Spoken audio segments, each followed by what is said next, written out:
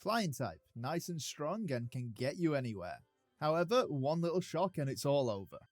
The question is though, how can they do in a hardcore Nuzlocke of Omega Ruby? I start my adventure off picking the obvious flying type as the starter, being Torchic. What? What do you bloody mean it's not a flying type? It's a chicken! If it wasn't enough that I get the disappointment of it not being a flying type, I then walk into the Pokemon Center and they all wish me a happy birthday.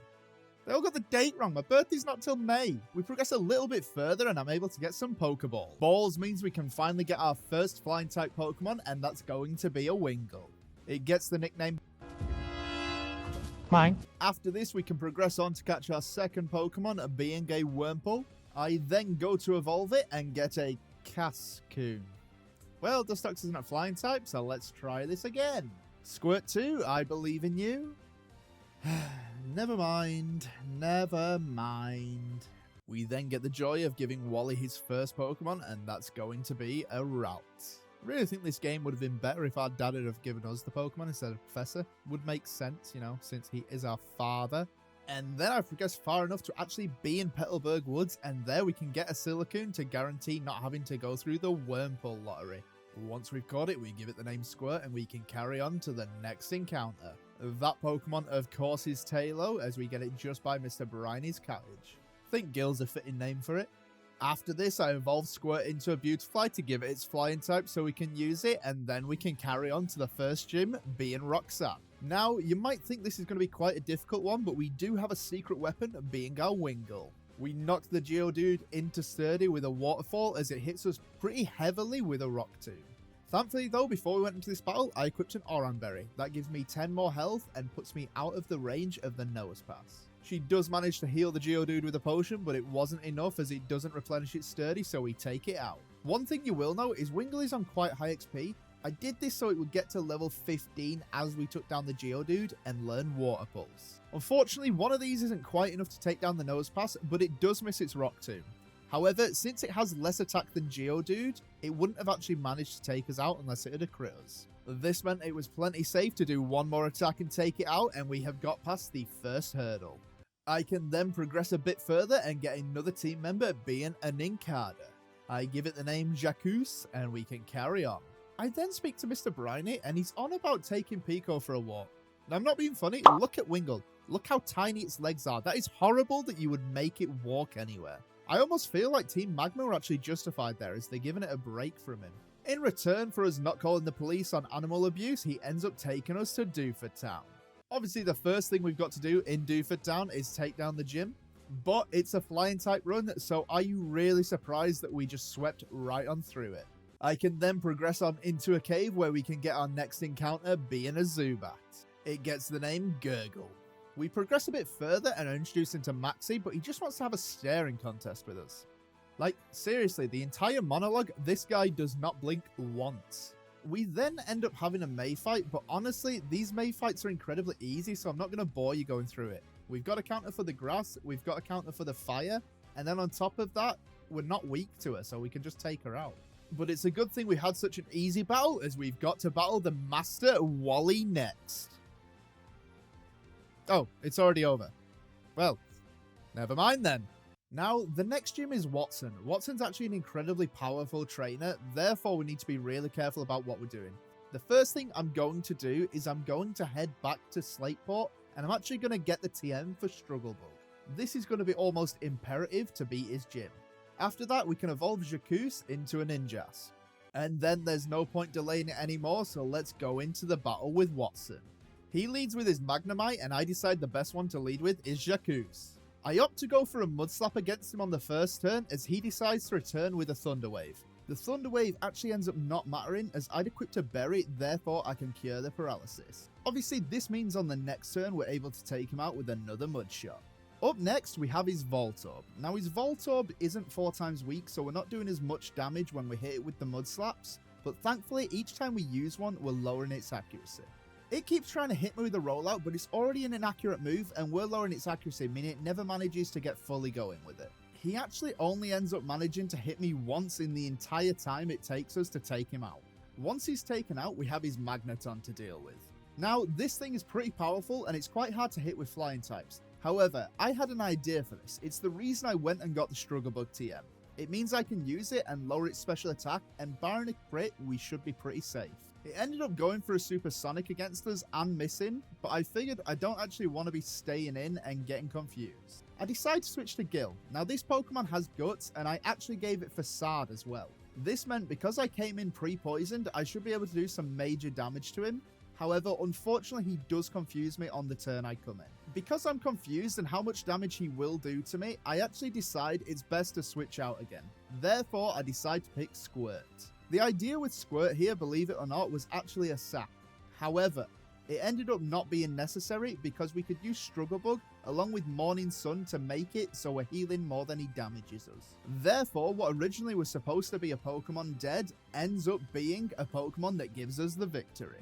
With Watson defeated, Gil finally decides he wants to become a Swallow. We can then enjoy some lovely scenery and some pretty good weather, massively different from where I live in the UK. With that done, Gurgle is ready to evolve into a Golbat. We then get taught the ability in order to get tree houses, and he decides to tell us to do a happy saying. May then needs our help, so we charge in like the White Knight we are. And then with that done, we can go on to get our next encounter, being a Skarmory. I end up giving it the name Peach, and we can carry on to the obliteration of Team Magma. Apparently all he wanted was a meteorite, so I don't know why they didn't just get the pickaxe out. We then run into Archie, who's getting 3-on-1 by Team Magma, but we've kind of seen how pathetic they are, so let's be honest, he should be fine doing it on his own. On my way to fight Maxi, Wingull actually evolves into a Pelipper, and with that, the team is ready to face him. He leads with his Mighty Enna, so I lead with the Jacuz. I start off with the Struggle Bug, which does just more than half, as he leads with a Swagger, which is going to confuse me. Unfortunately for him though, on the very next turn, I do manage to get through this confusion, and I can finish him off with another Struggle Bug. After that, he brings out Camerupt, and not only am I confused, I'm weak to Fire type. Therefore, I decide the best thing to do is bring in Mine. He tanks a Lava Plume like a champ, but he does end up getting burnt in the process. However, it's not like it matters, as all it takes is one Water Pulse and Camerupt is gone. Next up, we have the Galba, and I decide I don't want to stay in because he could do some damage to us. Therefore, I decide to bring my own in. He uses a Confuse Ray on the switch in, and this actually ends up being almost a downfall. I managed to hit myself twice in a row with Confusion, knocking me down to 5 HP. Obviously, I can't stay in, therefore I switch out and I choose Gil. The first turn he's in, he manages to use an Aerial Ace, which hits for some pretty major damage. During that turn though, he decides to Confuse Ray me. However, what are the chances that I'm gonna hit 3 Confusions in the exact same battle? Exactly none, and we finish him with the Aerial Ace. Maxi's then on about us repulsing him. Now, the only thing repulsing realistically is that face that he's pulling. There isn't really any story between the next few battles, therefore let's go on and take Flannery. Mine is a Water type with Water Pulse. I think you know exactly how that went. Flannery down means we get some Go Goggles, however we've got no need for a Pokemon in the Sandstorm, therefore we go back with May to Petalburg. In Petalburg we've got Daddy Dearest, so let's take him on. He leads with Slaking and I lead with Gurgle. Now the idea of leading with Gurgle was purely for the point of managing to get a slight bit of chip damage on him. He ended up using a Yawn, so it doesn't really matter anyway. This being done though means I get a free switch into Gil, as he's going to be loafing on the next turn. Now Gil was pre-poisoned and given Facade. Plus, even with its attack maxed out, it doesn't one-shot the Slaking, which is the reason we did that wing attack for that chip damage. It allows us to guarantee a one-shot on the Slaking. Vigoroth is slower than us and obviously not as tanky as its daddy, therefore one Facade and it's gone. Then he sends out his second Slaking. Now, as I let you know before, we can't actually take this thing down with a Facade, therefore we need to switch him to a Pokemon that can tank and attack. The one I pick is Mine. He gets hit into the red with a Retaliate, and then he's able to use an Oran Berry just to get a bit more health back. I then know he's going to be loafing, so it is free for me to use a Brine against him. He's then going to attack me the next turn, therefore I use a Protect, and that means he's loafing on the next turn, so it gives us a free switch into Gil. With the chip damage we did with Brine, Gil has managed to take him down with one Facade, and that's Norman beaten. Norman taken down means we can progress, and we actually go on a bit of a stroll with Wally to Moorville. The only time he really matters in this game is he gives us a shortcut so we don't have to wander down. I then run into Steven, and he's that rich he can manage to take us on an island getaway on a flying Pokemon. How mental is that?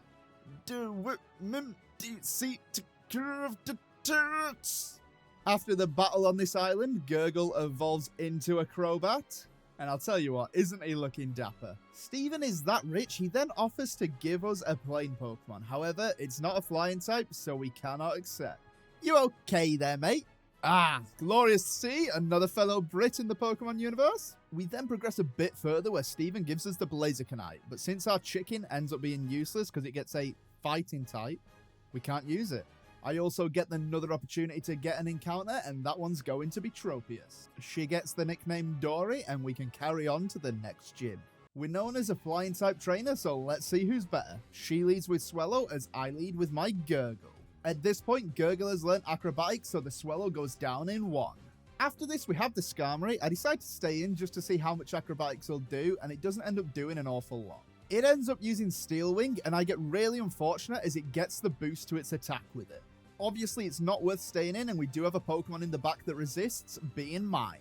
Mine at this point has learnt Surf, and although we have to deal with a bit of pesky healing, we make very short work of the Skarmory. She then decides she wants to try and match my power by bringing out her own Pelipper. However, I know I really can't do too much to this, therefore I bring Gurgle back out. On the switch in, Pelipper just uses Protect, so it's more than safe to switch in. And from there, all it's going to take is 2 Acrobatics, and the Pelipper is down. Winona is now down to her final Pokemon, being Altaria.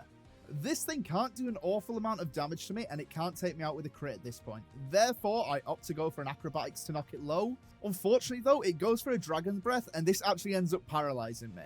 This means it's definitely not safe to stay in, so I switch out.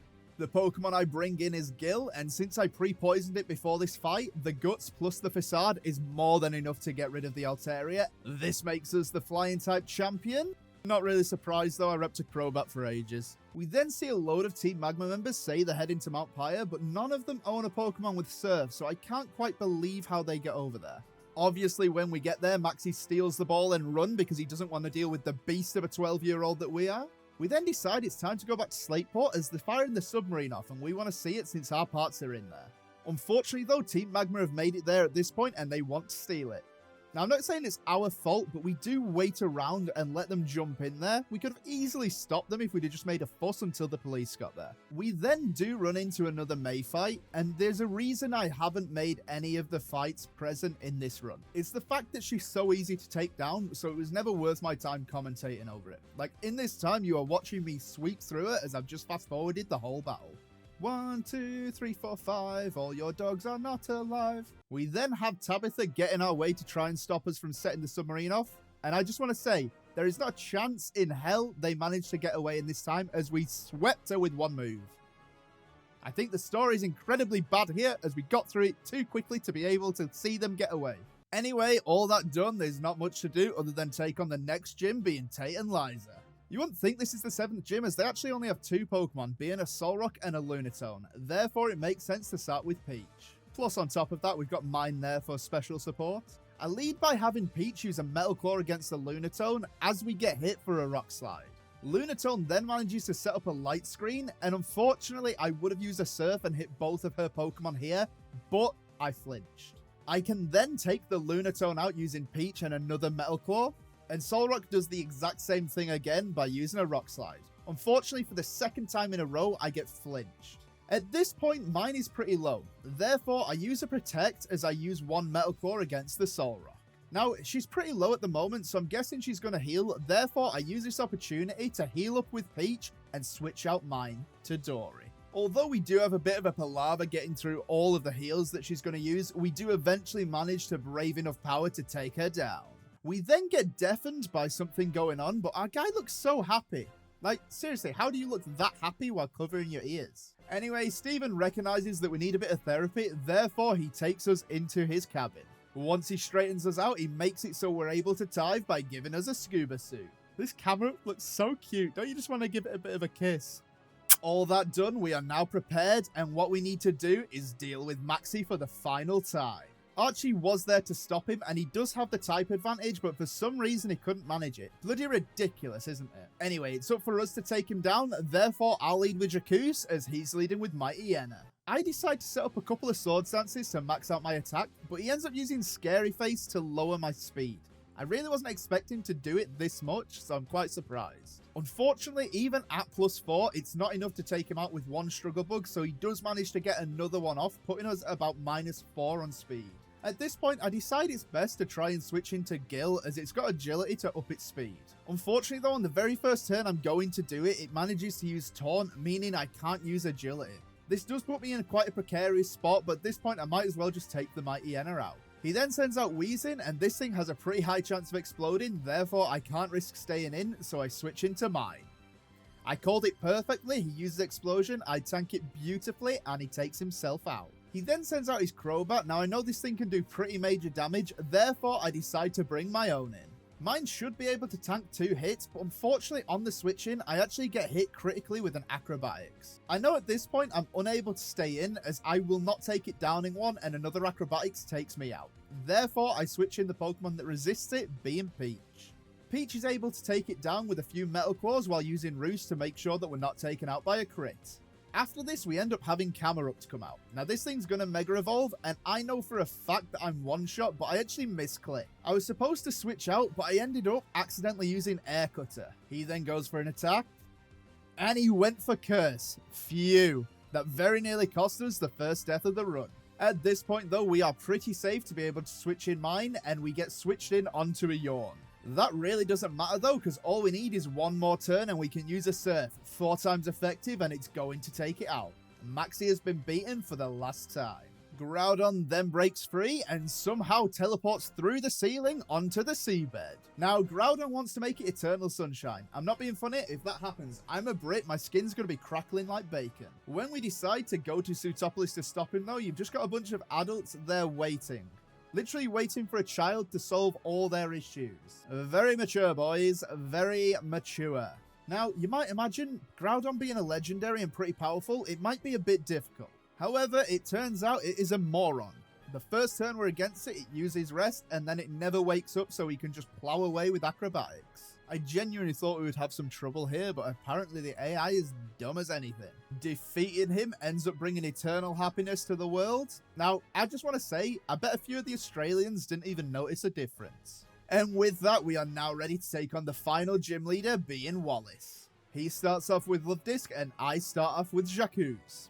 Jacuz leads by using a Sword Stance, and then Love Disc goes for a Sweet Kiss. However, this doesn't... Oh, I forgot to equip the berry. Yikes, that is an error on my part. The next turn, I decide to chance it and go for a Baton Pass, but I do hit myself, and for some bloody heavy damage too. However, I decide just to go for it on the next turn, because what are the chances of being hit by another Confusion? Absolutely none, because we snap out of it. The one I Baton Pass to was Gurgle, and obviously at +2 attack, it's going to take down a Love Disc with 1 Acrobatics. In fact, it takes down pretty much all of her Pokemon just 1 hit. With 8 gym badges gained and the fact I can get Waterfall, I can now grab our final encounter, being a Bagon.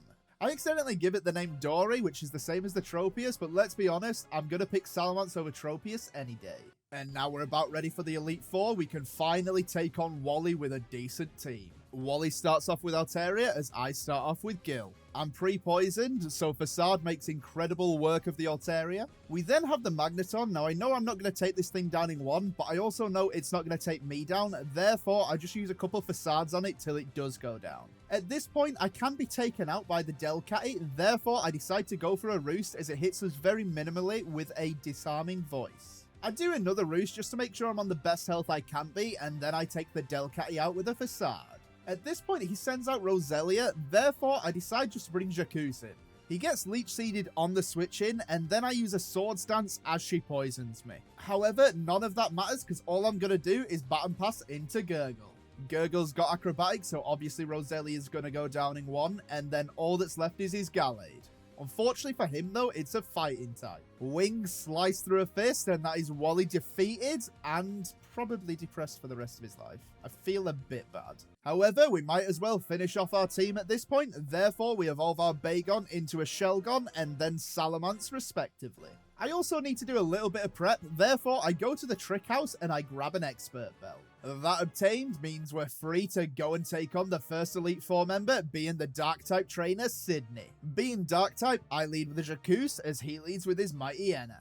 I use a Sword Stance as he uses a Swagger against me. However, the Swagger ends up doing nothing as I equipped a Persimberry. And that Persimberry means it's literally game over. I have to take some damage from a fake-out Rough Skin and Spiky Shield, but we do sweep his entire team. Don't you dare say bugs aren't useful. Next up, we're ready to take on Phoebe, the Ghost-type trainer. Now, this Dusclops knows moves like Curse and Confuse Ray, so it's actually pretty scary to be against. Therefore, I decide to lead with Gurgle as he's able to take it down in 2 acrobatics. We then have Banette come out, and I'm expecting a Will-O-Wisp, therefore I'm going to switch into Gil, as Gil's already pre-poisoned and can't be set on fire. Unfortunately for me though, this isn't the correct Banette, therefore it ends up using a Psychic against me. Usually we'd be able to take all of her Pokemon down with Facade, but unfortunately Ghost types can't be hit by normal moves, therefore we've got to switch out to Jacuse. Jacuse really can't be damaged too much, and she doesn't actually end up attacking us at all, therefore it makes it so I can use 2 Sword Stance for free and Baton Pass out of there into my Salamence. Thankfully she doesn't use Grudge on the turn Salamence comes out, therefore I can just KO it with a Crunch. And then all of her Pokemon are pretty slow, therefore I outspeed and KO each one of them using Crunch alone. Needed to theorize a bit for that one, but it wasn't too bad. Now on to a scary one, the Ice-type trainer Glacier. I lead with Peach as I use Torment on it, meaning it won't be able to use its Ice move against me 2 turns in a row. I then switch out to Jacuse as he sets up a Hail. He also manages to hit me pretty heavily with an Ice Shard as I set up a Sword Stance. Thanks to the Torment, I know he's not going to use another Ice Shard, therefore I can Baton Pass out into Salamence without the risk of being KO'd by an Ice move. I then use Protect, 1 because an Ice Shard is priority and it probably will take me out, and 2 because I want to stall the Hail a bit. After this, I know he's not going to go for an Ice Shard, so I can just take him out with a Brick Break. At this point, Hail has run out, and that means there's no chance of missing because of Snow Cloak on the Frostlass. Obviously, I can't Brick Break it, so I take it down with a Crunch. And then from that point onwards, because I've got the Expert Belt and I'm super effective against all of her Pokemon, I sweep through the entire thing, even the beefcake that is Walrein. She could definitely have been scary, as she, if she had the Hail and Blizzard setup, could have taken down the majority of my team. Now all that's left is the final Elite Four member, being Drake. We lead with Jacuse as he leads with Altaria. I was actually expecting it to go for a Cotton Guard as I go for a Sword Stance, but it ends up using Aerial Ace and hitting me for some major damage. Because of this, I definitely can't risk staying in as I'll get taken out on the next turn, so we Baton Pass into Dory. Thankfully though, Dragon is super effective against Dragon, so our Expert Belt helps us make it so we have enough attack to take everyone down, even after the Intimidate from their Salamence. How is he as easy as Sydney? Anyway, all that done, and it's been leading up to this final moment. We've got to walk down this corridor, and then we have the right to battle the champion Steven. No deaths so far, can we keep it up? He leads with his Skarmory, so I lead with Dory. However, I actually made a mistake. The idea was, I'm going to switch in my Swellow because I know he's going for Toxic. However, I was supposed to be poisoned before this. I actually full restored by accident before this battle. This causes the issue because instead of the normal poison, I actually have badly poisoned on my Swellow. Now, I know he can do damage to some stuff later on, therefore I decide to bring Mine out instead. Mine has Surf, which is just enough to do about half damage. Unfortunately though, we do get Toxicked, and then we use another Surf. It's not quite enough to take it down though, meaning that he's going to get a heal, and I'll actually be seriously low by the time I eventually take it out. Now, I'm only on 4 health, and I'm in set mode. This means that whenever I switch Mine in, he's going to die. Therefore, I decide it's best just to let him use a Surf now and take this beast out. I then make the decision to bring Jacuse in. I go for a Sword Stance as I'm actually expecting him to heal up here. However, the terrible happens. He ends up hitting me, and it's with a Stone Edge. That means I have no chance of surviving, so I'm taken out. At this point though, he's one shot, so I can just bring Gil out and take him out incredibly easily. From this point, Gil and his Facade can actually manage to take down every single one of Steven's Pokemon up until we eventually fall to the poison when we're against the Metagross. I decide the best Pokemon to bring in is going to be Salamence. There's not an awful lot I can do, therefore I decide to go for Crunch as I'm actually hoping for a flinch. It doesn't happen, and then he hits me pretty heavily with a Giga Impact. He then has to recharge, so I hit him with a Dragon Claw to knock him to about half health. After this, unfortunately though, there's nothing else we can do. We will fall to the next Giga Impact, and we have lost our Salamence. From there, I decide the best one to bring out is Gurgle. I hit him for some pretty good damage with an Acrobatics, and I'm thinking, he's actually one-shot at this point, so I can take him out. But alas, it wasn't meant to be. On the very next turn, he uses that potion that I expected him to use on the Aggron. This does give me the opportunity to knock him just over half, but unfortunately, I will fall to a Zen Headbutt. Now, I haven't played brilliant here, and unfortunately, it's just game over, isn't it? I've only got Skarmory left, and he's got a Metagross, a Mega one at that as well. Wait, hold on. He's actually doing really minimal damage to us. Maybe we stand a chance. We've got our Metal Claws, which aren't doing much damage, but because of how little he's doing, our Roost can actually heal us up more than he's doing to us. And then, oh my god, we've actually managed to defeat it. Like, I genuinely had given up at this point. I didn't expect to be able to beat him with just the Skarmory, but he couldn't bloody touch us. We've got Roost and Metal Claw. We managed to make it through and beat Steven. And that is how I beat a Hardcore Nuzlocke of Omega Ruby using only flying types. Thanks for your time, and goodbye.